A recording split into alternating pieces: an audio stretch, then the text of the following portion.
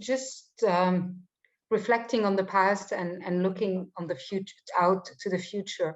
So the 13 months after most countries have shut down their borders or restricted travel since March 2020. Obviously, tourism and hospitality sectors are really still struggling. We spoke about innovation. We spoke about, the new way of traveling and experiencing tourism and hospitality. Yet some analysts predict that by 2023, we will reach again the numbers that we had in 2019. And you, Andrew, as a board and founding member of Global Wellness Summit, as a co-founder and immediate past chairman of the Wellness Tourism Association, and advisor to Vakayu Wellness and Active Travel. You're building the pressure up, Zeina. Yeah. I had to learn them. How big a part do you see the wellness tourism will play this year and the coming years? And how do you suggest hotel, resorts, DMOs become wellness destination? And will they reach $1 trillion as people are betting? Okay. Well, 3 questions. Right, let's deal with the easy one. Yeah, forget the figure of $1 trillion. What does that care? Who cares about that? That's just a nice marketing tool to get people aware. I think the important one is what part will wellness tourism play, and when do I see these things coming back into action? I think wellness tourism is going to be really. It was already on a good growth pattern. All the sort of tourist data that you were getting out of most countries in the world showed that wellness tourism was the fastest growing sector of the tourism industry.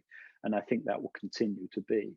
What I do see is at a point in time, and we'll get to that point in time question in a moment, but at a point in time, we will have a massive spike in tourism coming. And why is that? It will be because of wellness. It will be because of that just pent up demand to want to get out. The awareness, there's a lot more people aware of their own need to eat healthy, be healthy, and take their own prevention. There's a lot more awareness of that. There's a lot more awareness of saying, okay, what do I do in this little box that I'm living in? How do I keep myself fit and healthy? So those people will have taken up some form of exercise or movement, whether that movement is fitness or whether it's yoga or whether it's meditation or whatever it is, they will have embraced in these things. So there's a lot more awareness of wellness. And of course, that combined with just the need to say, oh, I've got to get out of here and I've got to go on a holiday after all of this, will create a massive spike that will actually exceed 2019 figures. However, that spike won't last particularly long, and I think it will come back down, and then it will come back down to a playing field that will be similar to 2019. So the next question then is when? And that is a difficult question to answer, because you can look at all these experts and they'll all give you a different answer and everything else. So I think, again, I mentioned earlier about how do you see whether wellness, how does that affect your room rate and how does that affect your business in your hotel? And I mentioned there, you do your own research, you look at your own data and work it out. It's the same here with this. When will it come back? I think you've got to get your own metrics to be able to determine that for your market. For sure, international tourism isn't going to occur unless airlines are flying. So how do you check that out? Well, you check out and see when are the airlines flying. I live on the west coast of Sweden, so we have a secondary airport to Stockholm, and we had daily flights to London from here. But of course, that stopped during COVID because there was no market for it. Now it's back up to 2 flights a week, and I think by June the 17th, it's back up to full flights. So that tells me, okay, now we've got the ability by the summer already for international tourism to start taking place in selective markets. Domestic tourism, again, you can check on that, and you can just pick a few of your favorite hotels and see, one, are they even saying they're open? Okay, yes, you can see a date where they're opening. That gives you an indication. Now, are they selling? Can I book a room? If I can book a room, it means nobody else is requesting it. There's lots of availability.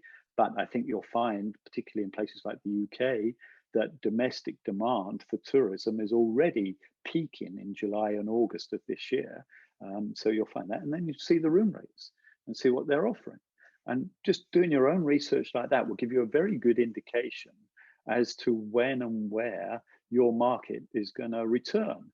And I think that's really, really important. Don't rely on prime ministers or leaders of countries to tell you when they're going to reduce lockdown and that's going to be the magic. First of all, they lie. Secondly, they don't keep to their deadlines. Do your own research from the people that really matter to you. Airlines, if that's the source of your income in travelers, or whether it's domestic, okay, does that mean your competitors are open? When are they open? Why are they opening? What are your health authorities telling you? What's the data? And so on, and do your own research and do that.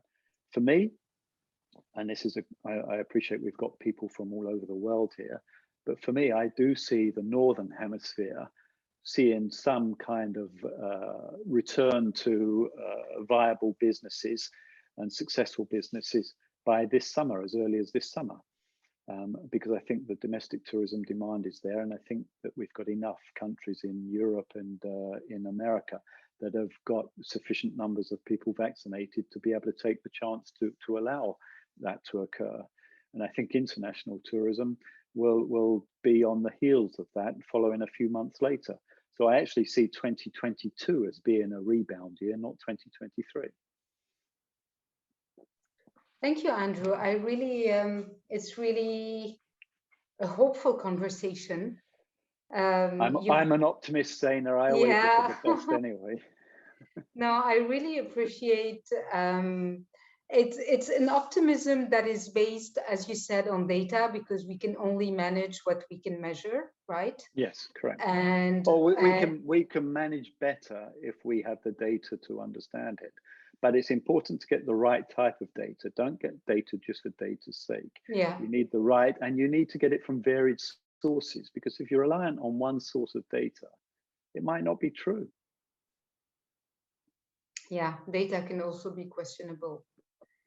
And yeah, you know, and I think it was really key to re-emphasize that wellness is a holistic approach. It's not throwing in a salad after your massage and then that's your wellness package, you know.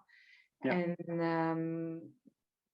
And the ambassadors, somebody really needs to own it to yes, in terms of rolling out programs for. And I don't think I've ever worked for a company anywhere where there hasn't been champions, whether that's the champion of just collecting the rubbish around the hotel, or whether it's the champion that's leading the welfare of the guests, or whether it's the champion that's leading the welfare of the employees, or whether it's somebody that's got a big thing against paint toxins.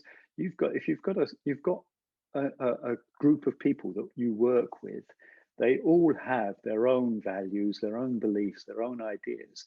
And it's finding the ones there that have got beliefs and values that they believe strongly enough that align with the company's values and your values. Right. That you can say, okay, let's take that. You're passionate, Zeina, about this. How can I help you realize that? How can I help you get that delivered in my hotel?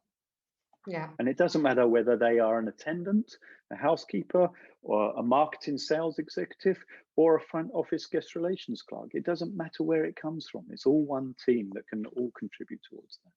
And this ties into the early moments of our conversation when you were speaking about leadership and really, you know, being able to take decisions in the middle of a storm and inspire trust and inspire also your community around you of employees.